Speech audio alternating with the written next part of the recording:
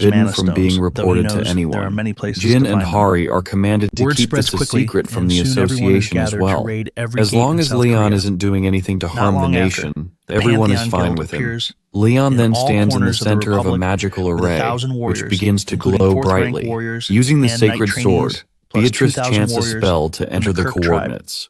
Everyone watches as energy streams gather, and just then, an artificially created gate appears. This is unbelievable for everyone, but Leon is impressed, and Beatrice smirks at the surprised looks on everyone's faces. Upon entering the gate, they find themselves on a battlefield, where several warriors are already fighting. Suho helps Jaehyuk while looking around in confusion at the surroundings. Leon realizes that there must be a problem with the gate. It seems that this time all the warriors are split up again. Suddenly a loud roar is heard,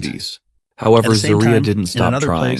Even when the whole world mocked him, he didn't give up. And by the time he was 100, he became a Grail Knight, the oldest person ever to achieve this title. Meanwhile, back where Leon is, Zarya orders the knights to raise their shields and prepare for battle. The knights immediately follow the order. Orcs and other monsters are rapidly approaching them. As the chaos unfolds on the battlefield, the knights with shields dodge the orcs' attacks. They wield their swords and kill many of the monsters, which makes Leon realize that their combat strength as a group is on an entirely different level. They soon spot a boulder troll, and Leon commands Suho and Jaehyuk to observe closely, as what they're about to see is the goal they should strive to achieve. Leon then signals the knights, including Zarya, and they all charge forward to attack the monsters.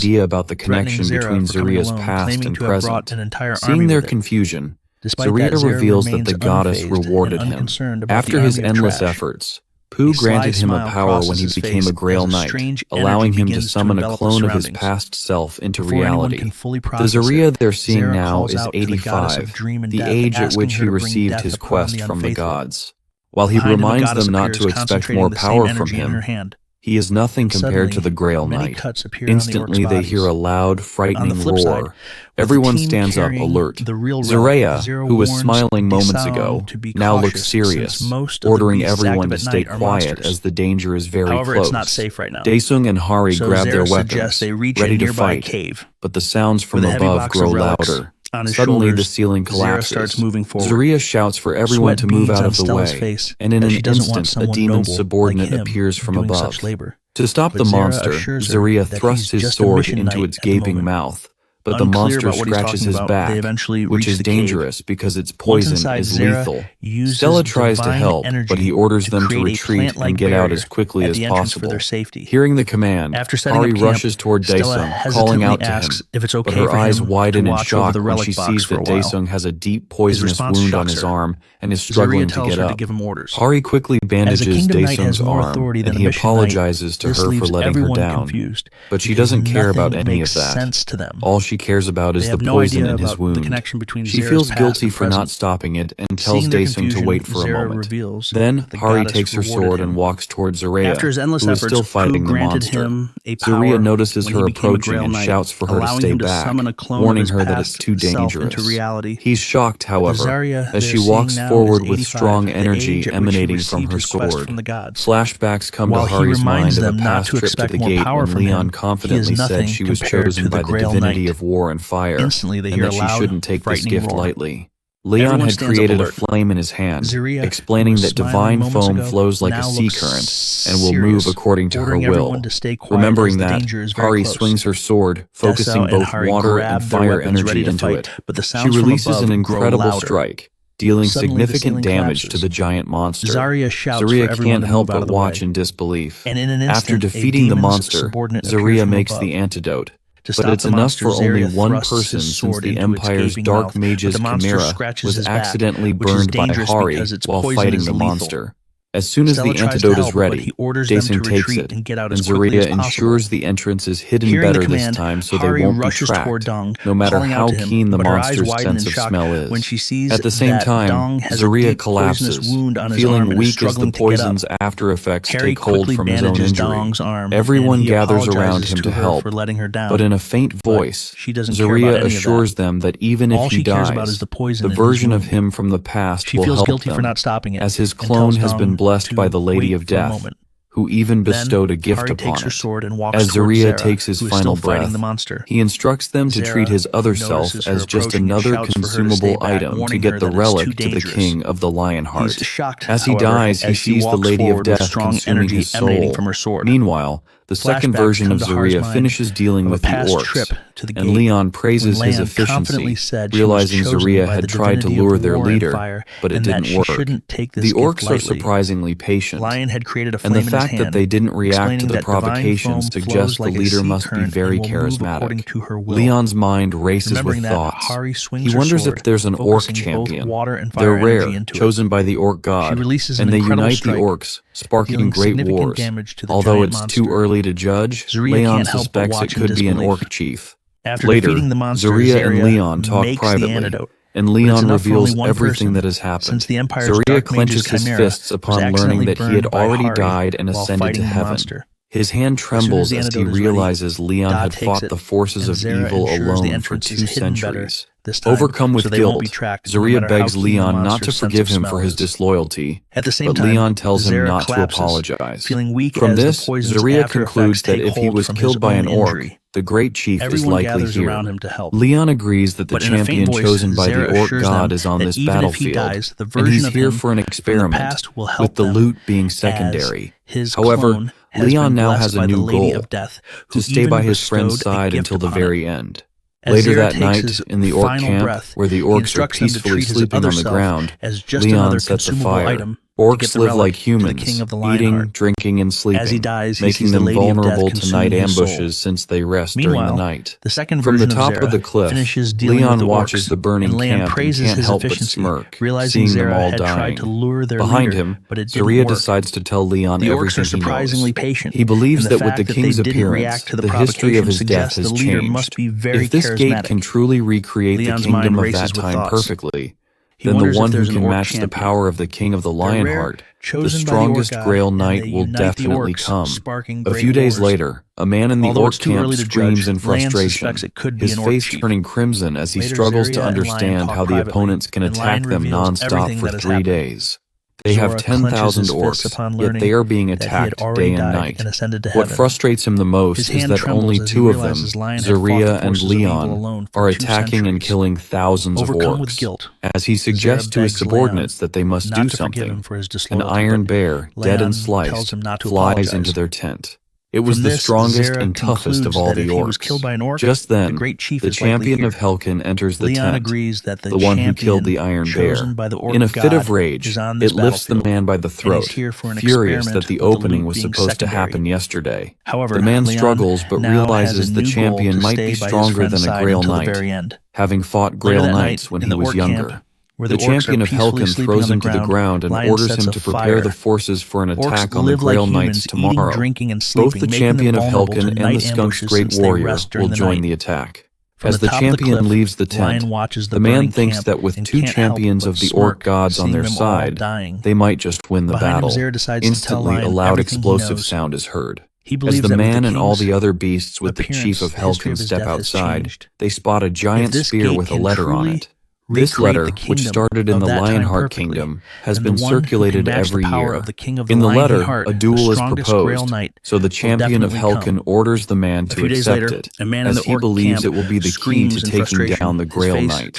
Meanwhile, in another location, all the knights are thanking Beatrice and her subordinates for killing the monster and arriving just in time, as things could have gone badly.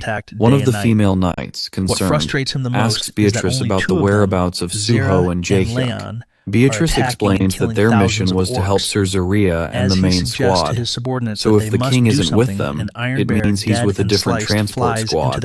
In any case, Beatrice assures them not to worry about their friends. She also casts a tracking spell on everyone, so they will see each other soon. While Beatrice believes Suho and Jaehyuk are with the king, she senses that Daesung and Hari are with a different squad. However, Sir Spinny is out of her range, which worries her. Meanwhile, Spinny is floating in space, measuring the pull of gravity and watching the gate launch a satellite. The device, which can only gather small bits of information, shows what seems like a planet, but it's just deep valleys and the hard line of an empire's border. Suddenly, the device picks up a strong signal. It's a knight from the Lionheart Kingdom. The knight looks directly at him, something Spinny never expected.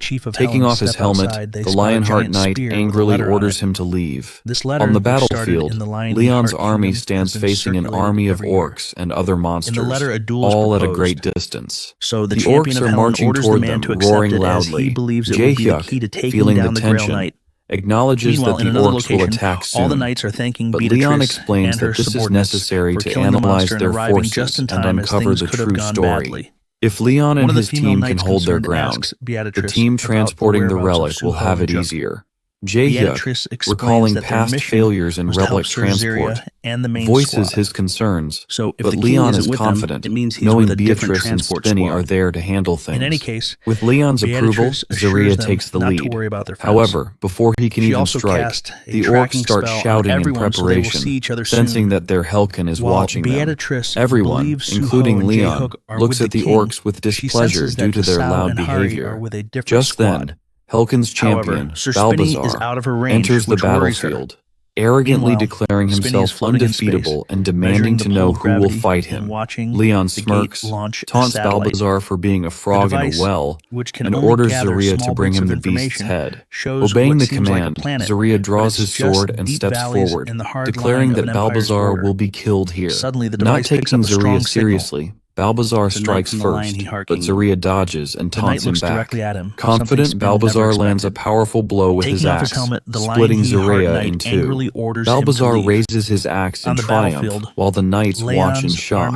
But just then, Zoria's body transforms, radiating powerful energy. A sly smirk crosses his face as he mocks Balbazar for being a beast unworthy of comparison to humans. Using his divine skill, Fantasy Domain, Zoria creates an illusion to make Balbazar think he has won. Closing the gap, Zoria prepares to strike with his aura of execution, but Balbazar grabs the blade of Zoria's sword before he can land the blow. Recognizing the divine power, Balbazar screams in envy and strikes back quickly with his huge axe, sending Zoria sprawling to the ground. As he is attacked, Zoria senses Helkin's power. Despite the injuries, Zoria manages to land on his feet, clutching the spot where he was wounded. Gathering every last bit of energy, He charges at Balbazar. They exchange blow after blow, each desperate to defeat the other, but Zaria struggles to keep up, taking more hits. Balbazar also suffers some damage, but throws Zaria to the ground by his collar. Gritting his teeth, Zaria watches as the axe swings toward his head. In that instant, Balbazar strikes the ground with his axe, assuming Zaria is dead, while Leon watches with a smirk, knowing killing Zaria is no easy feat. At the same time, Zaria rises, feeling ashamed. He had hoped to dedicate the victory to the king, but now he's failing miserably. Overcome by pain, he ties his hand to his sword's hilt, gets into a fighting stance, and charges at the beast. Balbazar stands calmly, waiting for Zaria to close the distance. As soon as Zaria gets close, Balbazar swings his axe and slices into Zaria's shoulder, taunting him for being a weak human. A while ago, before the orc subjugation, when Leon was a war knight, he stood alongside the other knights and asked Zaria about his name. When Zaria introduced himself, Leon recognized him, knowing he had been a royal knight for 50 years. Leon then told him about taking down the orc champion, and Zaria quickly agreed, asking the king to give him the lowest position possible. He didn't want honor or glory, just to keep his way of life. Back in the present, Zaria, recalling how Leon had approached him, coughs painfully, every inch of his body aching. Balbazar, thinking Zaria has given up, raises his axe for the final strike, but stops when he sees Zaria holding it firmly. Flashbacks of Leon offering his hand and calling Zaria a loyal warrior flood his mind. With a surge of energy, Zaria swings his sword, praying to the great lady who commands the end of all things to bless him, and instantly pierces Balbazar's heart using the death-resistant skill of great divine law. Before Balbazar can understand where Zaria's power came from, he collapses, dead. A minute of silence follows on the battlefield, then Zaria raises his sword, pulling it out of Balbazar's body, signaling victory. Chaos erupts around them as Leon's forces celebrate, while the orc army is left disappointed in Balbazar. The battle isn't over, though, as Manhwa, the champion of the sorcerer god Gothic, steps forward, challenging Zaria. Despite losing so much blood, Zaria decides to fight on for the king. As he takes a step forward, he stumbles but is caught by Leon, who praises him for fighting so bravely. Leon assures him to rest and promises to watch over his end and bless it. Leon steps forward, facing the crowd, and pulls out all his relics. A golden light begins to shine from his body, and suddenly, the spirit of a giant lion appears behind him, flames rising around them. Meanwhile, Spinna, flying in space, looks down at the planet and detects movements. An uneasy alliance forms between the Empire and the Lionheart Kingdom. The squad carrying the sacred relics is moving according to plan, although 2 other teams have been wiped out. However, the guild members of Pantheon remain safe. At the same time, the number of orcs and heathens continues to rise. Spinna notices something strange and quickly detaches from the shuttle. Shortly after, an explosion erupts, destroying the shuttle. Back on the battlefield, Leon has wiped out everything in his path. He turns to Zaria, revealing that he has a grail and, if needed, will accompany him to the ends of the world. Zaria collapses, urging Leon not to waste his time, but Leon asks him to accept the Ascension ritual. Zaria pleads for him to reserve his divine powers, but Leon assures him that the orcs and heathens will retreat, and he won't have to fight anymore unless it's to drive away the remaining enemies. Exhausted, Zaria gazes at Leon, too tired to argue. Leon kneels, his body engulfed in strong energy, beginning the ceremony. With respect and honor, Leon asks Zaria to pray to the divinity he follows. Zaria clasps his hands and begins to pray, seeing the spirit of the goddess before him. As he prays, taking his last breaths, Zaria prays for his king's territory to expand and for his worries to be erased. At the same time, Leon places his hand on Zaria's shoulder, praying to the goddess that Zaria may sip wine in her banquet halls, and that his name will be remembered forever, promising that they will meet again in the banquet hall of the gods. As Leon bids farewell, Zaria disappears, leaving his old friend behind. At the same time,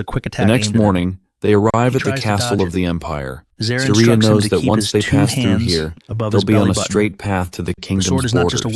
This realization makes Daesung understand that the Lionheart Kingdom and the Empire share borders, and he wonders why the mission isn't over yet, since they've now reached the Empire. Just then, the castle guards order them to stop, but Hari confidently explains that they are there to transport the relic, and there should be a record of them passing through. Instantly, they hear voices welcoming them. The voices belong to the head of the Magic School of Light, the Imperial Guards Division Commander, Sir Gothic, and the Heavens Observer, Stardew. Sir Bolfart smiles evilly, demanding to know what members of the 13 electorates are doing there, and recognizing that it's not Zaria, but his clone. Suddenly, orcs begin gathering around them, and Bolfart, out of nowhere, strikes a lightning bolt at Zaria, while simultaneously welcoming and bidding him farewell. Harry rushes towards Zaria, who has fallen on the ground, his stomach on the dirt, while panic spreads across the squad's faces. Meanwhile, Bolfart remains relaxed, knowing it's just a clone and not a real Grail Knight.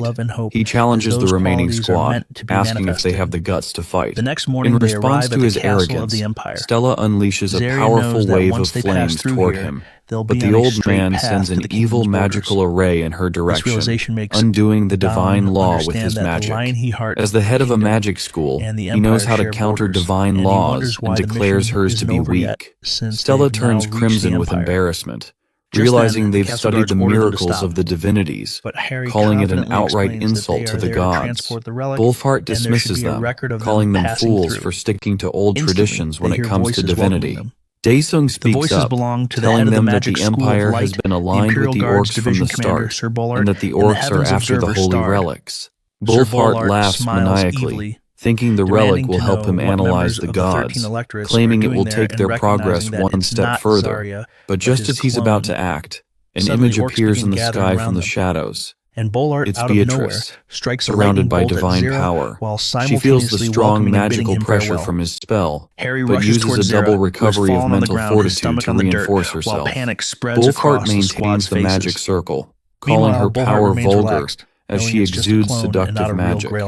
Beatrice casually brags that she was born with it, which causes Bolfart to act like he doesn't care, though deep down he feels it's unfair that she doesn't need to do anything to possess such corrupt power. The short old man is amazed by Beatrice's powers, while Daesung and Stella remain confused about who she is. Bolfart threatens her to appear before them and combines a series of powerful magic attacks to kill her, yet Beatrice remains unfazed, summoning a hexagonal shield to block the barrage.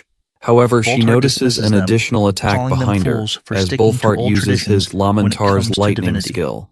The old men laugh loudly, sure that she's been defeated, but Beatrice somehow survives the attack. Her eyes, now filled with rage, reveal her determination to eliminate these freaks. A large amount of mana gathers around her, and in an instant, she casts the Death Eye spell. The magic circle transforms into an eye, shooting out countless magic projectiles in all directions, draining every trace of mana from the atmosphere. Bolfart, witnessing this, uses a shield to protect himself. Beatrice scoffs, saying it can never compare to the king's power. While she realizes magic here is no different from magic in her world, she still doesn't understand why they use it so recklessly. As she maintains the Death Eye spell, she comments that they're too focused on what it does right now and fail to realize its true potential. In a flash, she steals the magic from the short old man. Meanwhile, Zaria wakes up at the Empire's guard post, realizing the Empire has betrayed them. Hari, Stella, and Daesung suddenly hear Zaria's voice in their heads, thanks to Beatrice's magic. Zaria orders them to call reinforcements, as he senses strange power from the enemy. He warns that if this drags on, the situation will only worsen.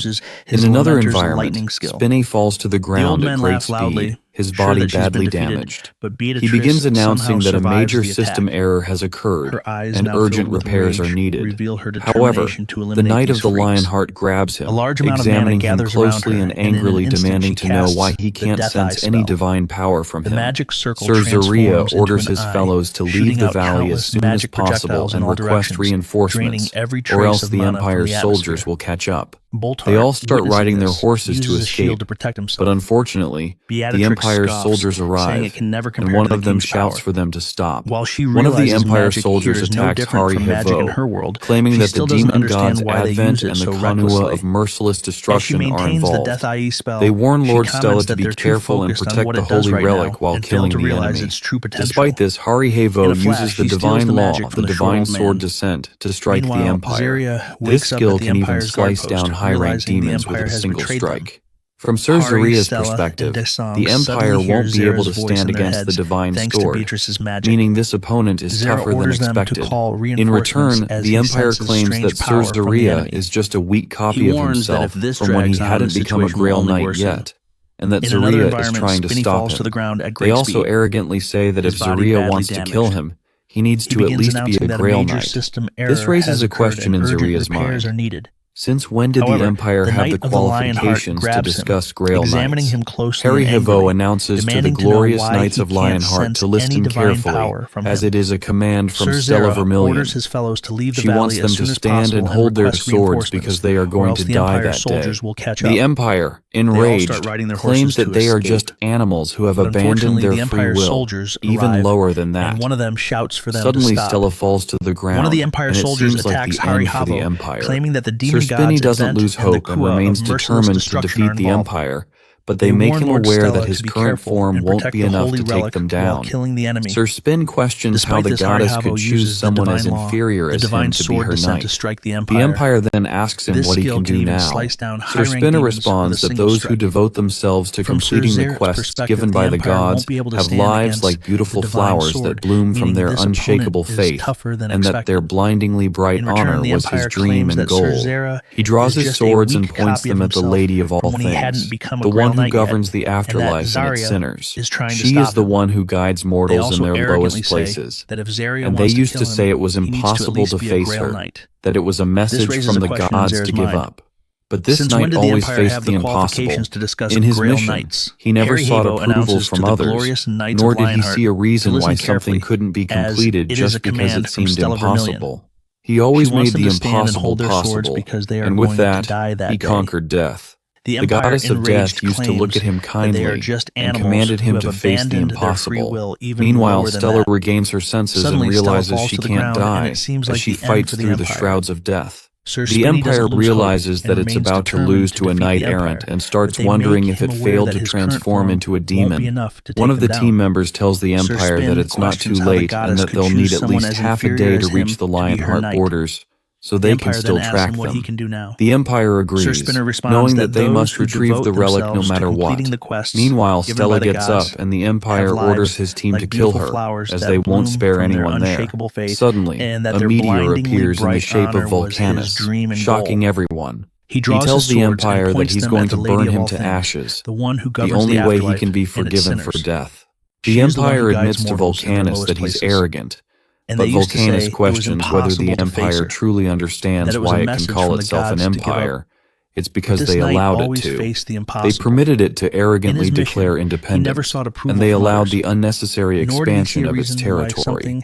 The Empire feels it's all impossible, the power, the speed, and the endless mana, believing it's beyond human capability.